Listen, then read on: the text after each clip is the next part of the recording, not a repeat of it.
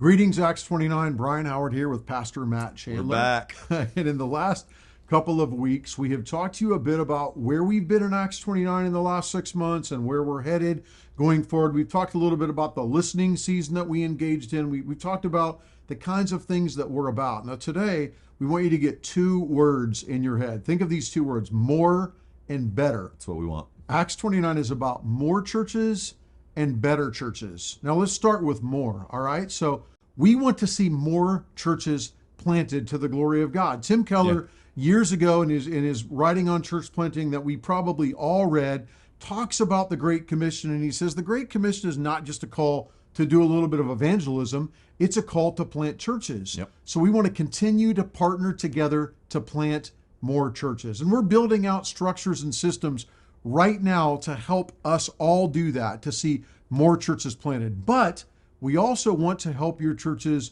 become better churches or more effective churches. So Matt, talk about that. Yeah. So if you hear me talk, there's these things that kind of burn inside of me, and they burn inside of me for the village, but it burns inside of me for Acts 29. Like you'll hear me talk about being biblically serious, and you'll hear me talk about spiritually vibrant, and you'll hear me talk about missional zeal, and really what we want to do is come alongside of you and help serve you in regards to, like, how do you grow as an evangelistic church? Like, one of the things we're rolling out even now as I'm shooting this is like one of the things we've done at the village for years is this October prayer initiative where we prayer walk our neighborhoods, and we're praying actively for divine appointments and the opportunity to share the gospel. And then, we want you to be the best preacher you can possibly be. And so we worked on a module to help you be a better preacher. And we want you to be a church not that just lasts for years, but that lasts for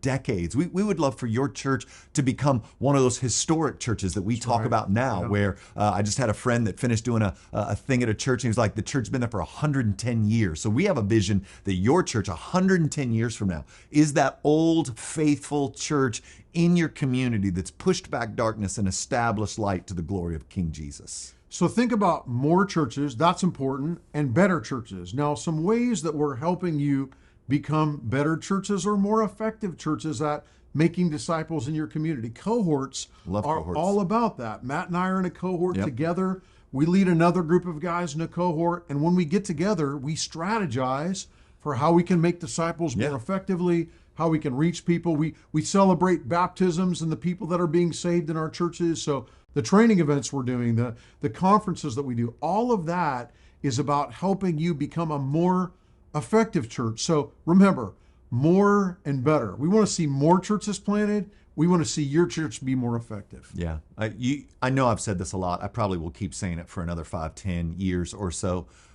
This is the moment given to us by God, this moment in history, this moment in God's redemptive story that's playing out globally. And we want to be, as best we can, in obedience to the call of God in the scriptures, actively embracing that this is our moment in history. So one of the things that gets me up in the morning or wakes me up in the middle of the night is how I might be wrung out for the glory of God. And so it's no waste of time to plant as many churches as we possibly can that are as healthy as they possibly can be with spiritual power from on high. And so that's kind of what's driving internally the focus and energy of Acts 29 right now. More churches everywhere, hundreds of them, if not thousands of them, better churches that are really serious about the Bible. They strive for holiness. There's a spiritual zeal and life there, and they are